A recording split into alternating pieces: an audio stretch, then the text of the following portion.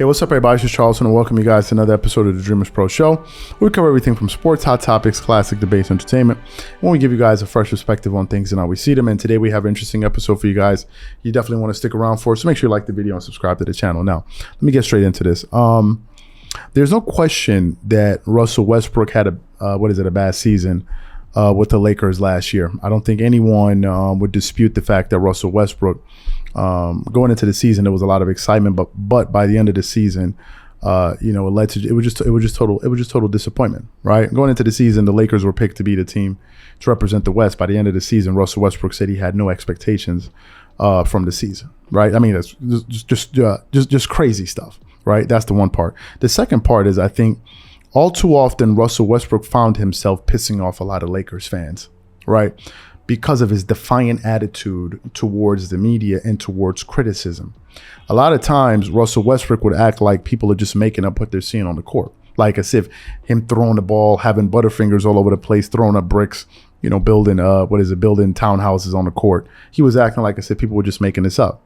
And whenever people tried to ask him about it, he would get defensive and catch an attitude. And he spent more energy defending his last name than actually defending his bad play on the court. And I think that's something that rubbed a lot of people wrong, because he just scoffed at the idea of being answerable to anybody, right? And I think that rubbed a lot of people the wrong way, and probably it rubbed some of his teammates the wrong way if you ask them privately. But today, and just when you thought he was going to be having a different approach going into the season, now that he signed, he picked up this player option, and he's going to come in there and, do his thing.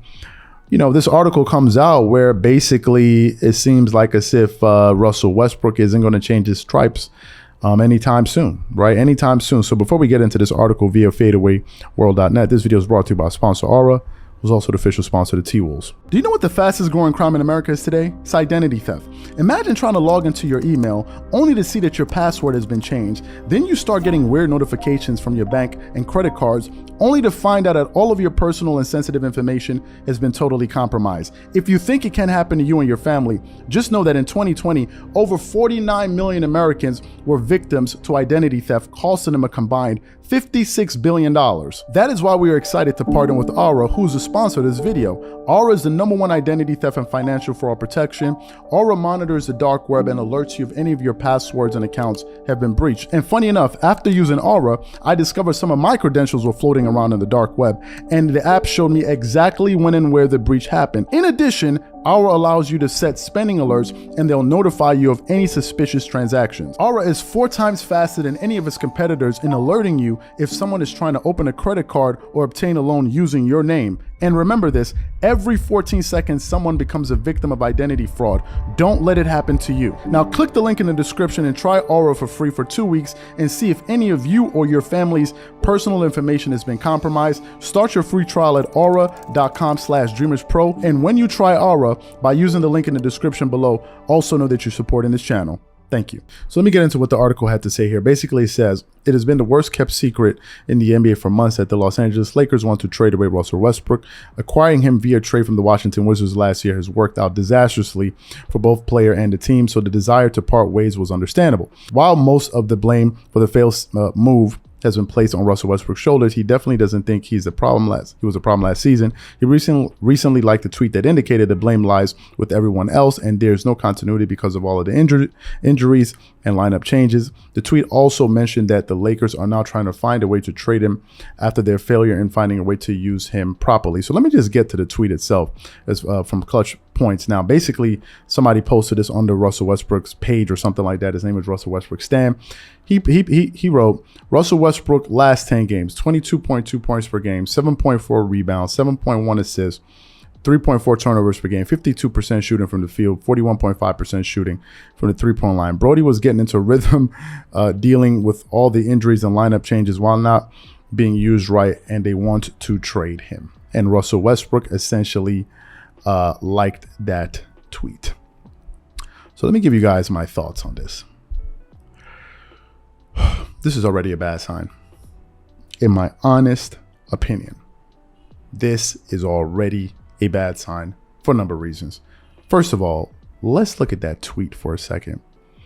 This guy, whoever posts that tweet, basically, what is it? Took a time frame of 10 games to paint some type of story to basically remove any type of guilt or blame from Russell Westbrook. Let me actually tell you what Russell Westbrook's numbers were in 78 games, not in 10 games. 78 games. The Lakers, he scored 18.5 points per game. He shot 44% from the field, not no damn 52%. He shot 29.8% from the three, let's say 30%, not no 41.5%. He shot 66.7% on the season. He did get you 7.4 rebounds, 7.1 assists. He averaged 3.8 turnovers, not 3.5 turnovers, and got you 1 steal per game. So those are Russell Westbrook's numbers over the season, not over a 10-game span. Russell Westbrook was bad for the majority of the season. And as a matter of fact, the Lakers had a terrible record going towards the end of the season, like towards the finish line. And I think they won their last 2 games after they sat all of their starters. The stat he should have put up there is the winning percentage in those 10 games that the Lakers had. That's one thing worth mentioning.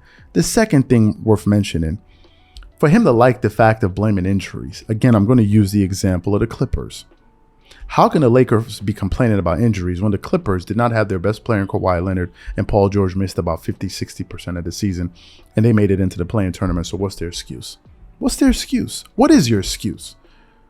The Clippers didn't even have an all-star that was available for 70 games. These guys had Russell Westbrook with 78 games. LeBron played like, 60 games or 50-something games. AD played about 40-something games. Please, let's not blame it on injuries. That was just ridiculous to me. Secondly, it looks like as if Russell Westbrook is back to his old tricks. Blame deflection and blaming everybody else. It's never anybody else's fault. Never anybody else's fault. And it's one of the reasons you see people like Shannon, Sharpe, and Skip Bayless get infuriated with Russell Westbrook. Skip Bayless calls him the most delusional superstar in NBA history. Shannon Sharpe, I mean, what hasn't Shannon Sharpe said about him? And you can understand it, right? So this is his mentality about what happened last season. So how can any change come about when he refuses to see the shortcomings of his game last year? No one is saying that everything was Russell Westbrook's fault. No one is saying that. No one is dumping 100% of the blame on him. But he did have a part to play. That's another thing worth mentioning. I still think Russell Westbrook is a bad fit with the Lakers. He is. Him and LeBron James have virtually similar games. The only difference between him and LeBron is a better passer, meaning he's more careful with the ball. He has more precision passes.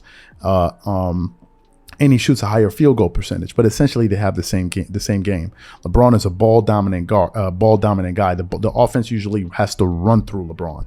That's why you never seen LeBron play any other type of offense except when everything runs to him. He doesn't play off the ball very well. And when you have a player like Russell Westbrook who has a game that mirrors LeBron James, what the hell do you expect to happen?